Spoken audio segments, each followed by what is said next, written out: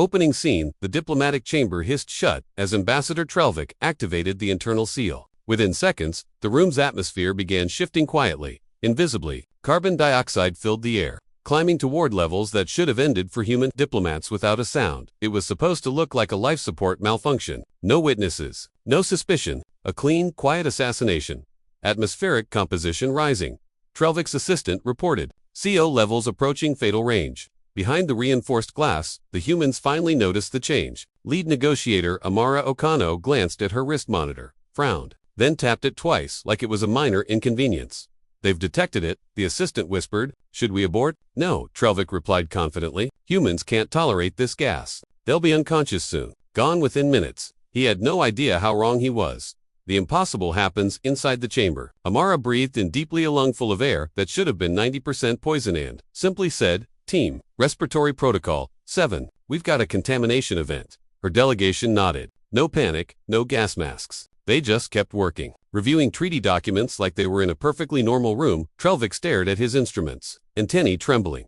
CO is at 40,000 parts per million, he whispered. They should be collapsing. His assistant leaned in. Ambassador, she's smiling. And indeed, Amara was smiling calm, focused, breathing smoothly, as if the chamber were filled with fresh mountain air.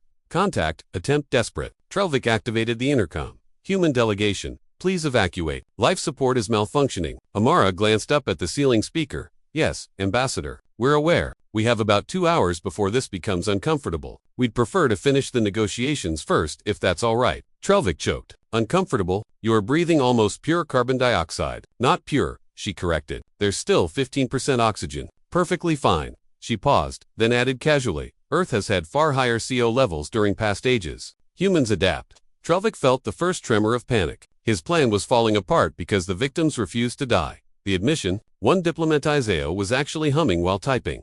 This was supposed to kill you, Trelvik muttered before he realized he'd spoken aloud. Everything froze. Amara slowly set down her datapad. When she spoke, her warmth was gone. Ambassador did you just confess to attempted assassination? I didn't mean to say that, but you did. Her eyes hardened, and I must say, this is one of the most poorly researched attempts I've ever seen. She folded her arms. Do you know what carbon dioxide is to humans? It's a lethal toxin, he insisted weakly. No, she said flatly, it is what we breathe out. Isaiah snorted. You basically tried to drown fish in water. The biology lesson. Amara stepped closer to the glass. Most species here can't handle CO.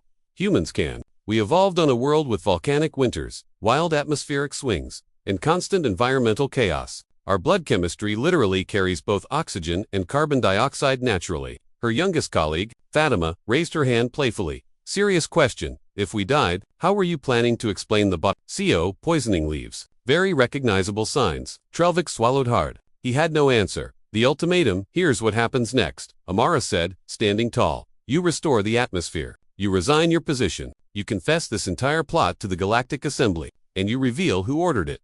And if I refuse, Trelvik whispered, then we wait. She pointed to the security cameras. You have power. Power means heat. Humans can endure uncomfortable conditions for hours. Eventually, you'll have to open this door.